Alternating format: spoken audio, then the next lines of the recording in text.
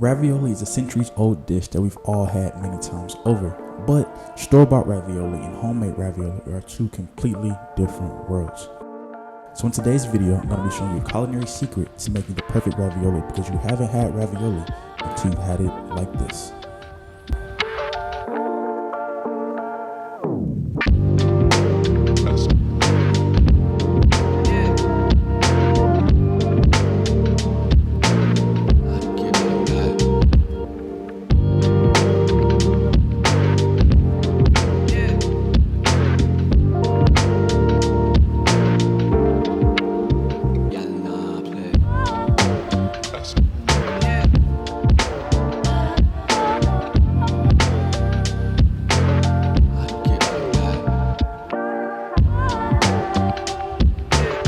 Hey, what's up? My name is Chase Andy and welcome to the channel. If you don't know, I'm on a mission to see the world and experience every possible cuisine along the way. I love food, I love to cook, and the art of it. So follow me on my journey of seeing the world and tasting all the many different flavors and foods it has to offer. So subscribe because we're going to make plenty of memories on this blissful ride. The best and most versatile dish in Italian cuisine, in my opinion, is ravioli. You can fry it, you can boil it, and some Italians even have a brown butter sauce for the dish.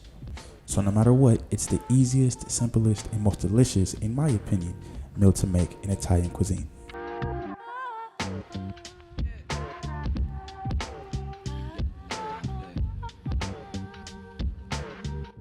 To start off, you're going to start by making the dough. If you have a full fridge and the most basic items in your pantry, you might not even need to go to the store. You're going to measure out about 2 cups of flour, create a well in the flour, and add 2 cracked eggs, measure out about 1 tablespoon of olive oil, and a pinch of salt. This will make about 10 to 20 ravioli, so if you need more than that, just simply multiply for what you need. As your ingredients are in the well, you're going to whisk the eggs together first with a fork so that you can break the yolk, and then you're going to slowly incorporate the flour on the sides. What you're looking for is to slowly turn those yolks into a solid form, as that's what's going to give us the perfect dough for the ravioli. A great rule of thumb is to only take flour from the top of that well until you've reached a solid form with the yolks. If you don't, if you take it from the middle, the bottom, or wherever else, you're going to end up with some yolks on your counter. Keep incorporating the dough until it makes it solid, and even then, unfortunately, you're not done. Continue kneading the dough until it's a smooth form all around like a bowling ball, and you know it's ready to rest once you can put your finger lightly into it and it slowly begins to rise. Once it's reached that point, let it rest by wrapping it in plastic wrap on the stove, on top of your fridge, really anywhere that's just kind of out the way.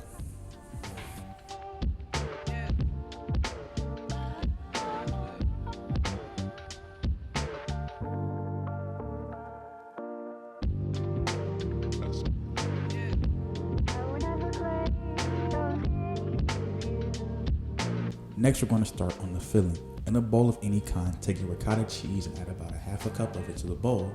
Heavily grate some Parmesan Reggiano cheese into the bowl. With this, it's no measurement. I like a lot of cheese. You probably like a lot of cheese. Toss it in there. Followed by mozzarella and then provolone cheese. After the cheese is in, you're going to add your herbs and seasonings. Add a pinch of salt. Add about 1 to 2 teaspoons of pepper and a pinch of nutmeg. Listen. Before you get on me, I know I just said nutmeg. And I told you before, in the beginning of this video, I'm going to reveal some culinary secrets. This is one of them, so shush. Let me do me. Take care of y'all. For the herbs, you're going to add some fresh basil and some fresh parsley. And that's it for the filling. Just set it aside in the fridge for now.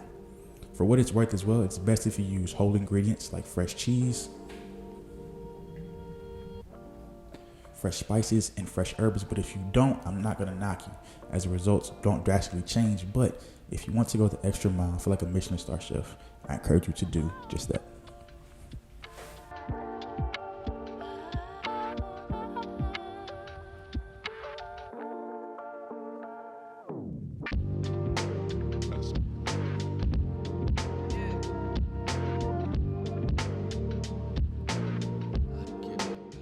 Lastly, for the prep, we're going to make a simple marinara. To a pan, you're going to add about 2 tablespoons of olive oil and let that reach a medium temp.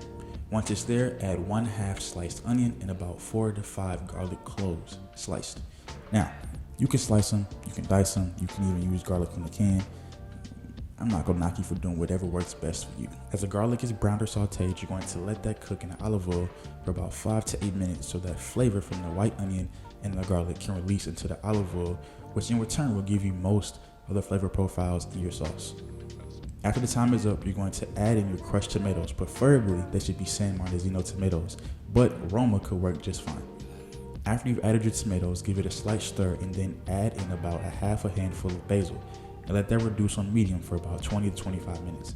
Midway through, you're going to blend your sauce either with a hand blender or a blender, just slightly so the sauce still has a tad bit of texture, and just add a bit of texture and isn't just smooth through and through. Once that's done, let it sit aside and prepare a ravioli. Take your dough from wherever you stored it and bring it back to your cooking station. Start by unwrapping your dough and place it in a slightly floured surface. Once it's on the station, sprinkle just a tad bit more flour on your hands and on top of the dough so nothing sticks to the dough. Cut the dough into 2 pieces and start by rolling the dough into a sheet. When you roll the dough, you're going to do a simple rolling method of up and back. You don't want to do side to side, as this is going to create a more thin layer of pasta, which we don't want. Rule of thumb is you should have dough that's semi-transparent or translucent. Once you have that, do the exact same thing to the other piece of dough that you just cut in half. They should look identical in length and shape. Once you have 2 pieces, lay them out parallel to each other and cut off any excess outside trim so they both reveal a perfect rectangle as shown here. Bring your filling out of the fridge and grab a teaspoon to begin making the ravioli.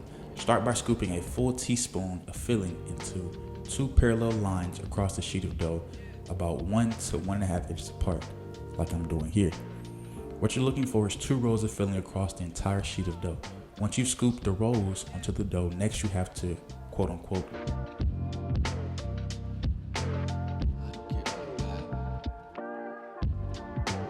glue the top layer of filling onto the bottom layer of filling.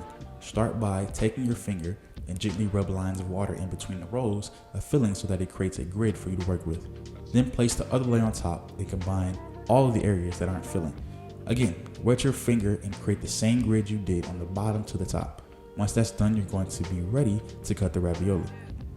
Take a pasta roller, or in my case, a knife, and create your squares of pasta. Once those have come to shape, press the edges so no air can escape. This is probably the most important part of making ravioli. You have to make sure that when you press the edges in, that no air is able to escape, because if they do, you're going to have ravioli that doesn't rise. I'll show you in a second what that means. And 2, it's going to open up in the boiling water, so your water is going to go from clear to whatever white consistency color it's going to be if it doesn't. Stay close. Yeah. Then take a fork, if you didn't use a pasta cutter, and create your edged pasta. This isn't required, however, it gives you extra protection against your pasta opening up. Once all of those are done, set them on a baking rack and let them chill in the fridge while your sauce comes to temp and you get a pot of water to a rolling boil. In a pot, add about 4 to 5 cups of water and salt your water, then let it sit on high heat until it comes to a rolling boil. On a separate eye, place your saucepan on medium for about 5 to 7 minutes or until warm once again. Once your water has reached a rolling boil, place your pasta in the water for about 5 to 7 minutes or until al dente.